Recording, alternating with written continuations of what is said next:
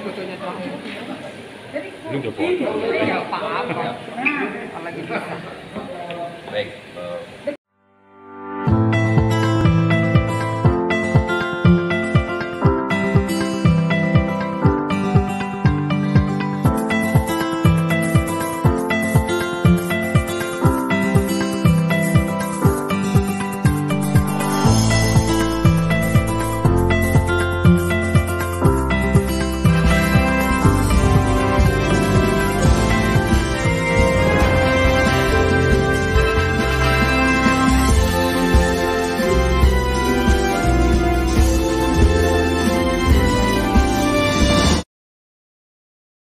Sebenarnya sidang pertama, tetapi dari pihak para tergugat tidak hadir, ya. Dan kebetulan juga memang ketua majelis hakim juga sedang berhalangan hadir, sehingga pada hari ini sidang ditunda untuk minggu depan. Gitu. Nah, Pak, terkait sidang ini tadi kan tanggal berapa Pak yang akan dilanjutkan? Minggu depan tanggal 16 Februari ya, pagi tempat yang sama. Pak. Jadi mungkin saya sedikit ceritakan inti daripada gugatan ini ya. Oh ya. Jadi inti dari gugatan ini adalah klien kami sebetulnya mahasiswa daripada Umpris gitu kan, di mana dia sedang menempuh ujian doktor atau promosi doktor. Tiba-tiba pada sudah dijadwalkan tanggal 20 Desember 2021 sidang terbuka promotor. Akan tetapi malam hari kan tiba-tiba ada pemberitahuan via WhatsApp dari pihak rektorat yang menyatakan bahwa sidang terbuka besok tanggal 21 ditunda. Pemberitahuan tanggal 20. Itu kan sangat mendadak dan tidak ada penjelasan yang lebih masuk akal gitu. Ada apa kok penundaan dilakukan 1 hari sebelum, sementara klien kami ini sudah menempuh semua syarat-syarat untuk menjadi dokter gitu, udah memenuhi ujian tertutup segala macam. Dan kemudian juga ada permintaan dari pihak rektorat untuk mengganti promotor dan promotornya dan juga penguji. Bayangin, ibaratnya kita sudah diuji dan diberikan oleh promotor yang si A, si B misalkan begitu, tiba-tiba diganti semua. Gitu. Lah, materi kita kan bisa jadi berbeda seperti kayak gitu. Nah, jadi disinilah kelihatan menurut pendapat kami ada perbuatan melawan hukum yang dilakukan oleh para tergugat di sini. Orang tergugat di sini ada 3 dan turut tergugat ada 2. Gitu. Itu. Ini dari Ibu sendiri itu maksudnya dari klien ini Pak merasa apa sih Pak yang dirugikan itu Pak? Apa aja Pak? Ya, kenapa bisa sampai terjadi seperti itu? Baik, mungkin kalau soal kerugian bisa cerita langsung dari klien kami yang biasa merasakannya langsung, bisa diceritakan. Oh ya, terima kasih. Jadi terima kasih ya kepada rekan-rekan media ya yang terus mengikuti perkembangan ini.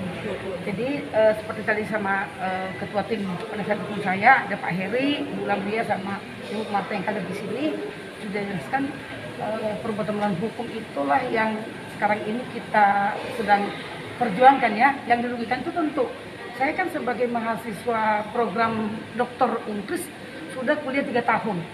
Tentu saya sudah menghabiskan waktu, menghabiskan tenaga, menghabiskan uang juga, apalagi untuk promosi sidang terbuka itu yang sudah direncanakan terjadwal sedemikian rupa, sudah ditandatangani oleh rektor tanggal ujiannya, sudah tahu tempatnya juga di Hotel Sakit. Bahkan kami pun dari panitia, saya sendiri sudah melakukan JR, persiapan dan dihadiri oleh fakultas dan staf fakultas hukum maksudnya ya. Jadi tentu kan persiapan-persiapan seperti ini kan memerlukan biaya, tenaga, itu yang mahal. Dan tentu saya di Umpris kan sebagai mahasiswa, tapi profesi saya kan juga sebagai kurator dan pengacara. Ini yang buang-buang waktu. Seperti sudah ketahui ya seperti ini. Untuk hadir di sini saya mesti menunda pekerjaan yang lain. Tapi karena ini menjadi hak saya sebagai warga negara, sebagai mahasiswa yang menurut saya sudah sangat keterlaluan apa yang dilakukan oleh rektor, oleh ketua senat Umpris dan ketua senat fakultas. Itu yang menurut saya perjuangkan saat ini. Jadi waktu, tenaga dan biaya yang sudah habis dikeluarkan selama 3 tahun dengan jelas nama baik juga. Dan nama baik, ya tentu tadi seperti ini. Nama baik kan saya kan dipertanyakan. Saya aktif di organisasi. Saya juga ada memberikan materi-materi PKPA ya. Ibu Marta ini tahu ya, pembicara di DPC Jakarta Barat, ada juga di PKPA Asosiasi Advokat Indonesia. mereka kan pasti bertanya-tanya, ini Bu Risma kenapa doktornya ditunda atau digagalkan pada tanggal itu. Nah, saya kan mesti menjelaskan bahwa ini semua sudah persyaratan dipenuhi administratif dan juga mengenai akademik. Karena kalau udah ujian tertutup, semua profesor guru besar di Indonesia mengatakan jarang, belum pernah ada terjadi, baru ini 1 hari sebelum pelaksanaan promosi kok bisa diganti promotornya. Nah, yang saya masalahkan kan, yang saya tidak terima itu penggantian. Kenapa harus diganti promotor saya dan para penguji? Nah, itulah makanya saya perjuangkan, saya minta kepada tim penasihat hukum saya untuk kita mengajukan perbuatan melawan hukum membentuk sejumlah ganti rugi. Tapi apakah sebelumnya sudah ada konfirmasi terhadap pihak Universitas?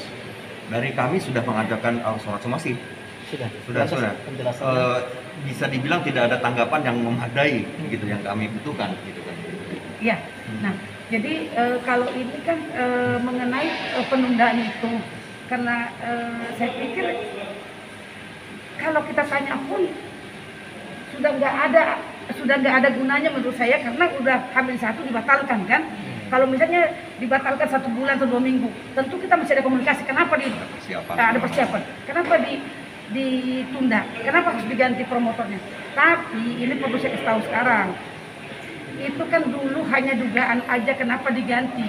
Yang perkembangan sekarang ini yang saya dapatkan dari rapat-rapat yang dilakukan di UNPRIS, ada satu namanya Bapak Jeksida Butar, termasuk juga anggota pembina, sudah mengatakan bahwa ketua senat UNPRIS itu Profesor Gayus Lumbun ada mengatakan bahwa beliau ada katanya dengan perkara yang pernah saya tangani. Beliau marah, sakit hati karena ada pernah perkara di Mahkamah Agung saya tangani.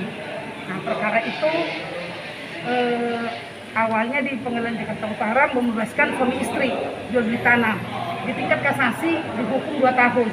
Nah, klien saya mengajukan PK, peninjauan kembali. Tentu sebagai penasihat hukum saya mau out. Saya fight untuk membela hak klien saya supaya mereka bisa keluar dari penjara. Dan ternyata itu dikabulkan oleh Mahkamah Agung. Dikabulkan peninjauan kembalinya. Kedua suami istri itu menjadi bebas. Nah, itulah rupanya yang dikatakan oleh Prof. Gayus, katanya sakit hati karena urusan perkara lama itu. Dan itu dinyatakan pada waktu rapat tanggal 10 Januari 2022 kemarin. Ada beberapa yang mendengarkan, ada dekan, ada Jeksida Butar, ada juga ketua pengawas, ada juga ketua pengurus ya. Karena itu rapat gabungan antara yayasan dengan rektor dan dekan itu. Nanti seandainya mereka memang tidak hadir segala macam, pemeriksaan persidangan dilanjutkan dan sampai putusan dengan putusan first track akhirnya tidak dihadiri oleh pihak tergugat. Untuk harapannya ya, ini menjadi momentum karena ini kan juga sudah saya laporkan ke Dikti karena ternyata di UNPRIS itu terjadi rangkap jabatan. Nah, inilah pemicunya. Kan pasti bapak-bapak tahu yang berkompeten mengurusi administratif kemahasiswaan kan dekan. Paling tinggi adalah pengelola di perguruan tinggi adalah rektor. Paling tinggi. Tidak ada pernah ketua yayasan ataupun ketua pembina senat mengurusi tentang disertasi daripada mahasiswa. Nah, ternyata di UNPRIS ini ada terjadi rangkap jabatan. Iya, tindakan sewenang-wenang. Jadi karena rangkap jabatan Prof. Gayus ini yang menjadi tergugat 2 di sini, selain ketua pembina yayasan, saat ini juga sebagai ketua senat universitas dan juga sebagai dosen.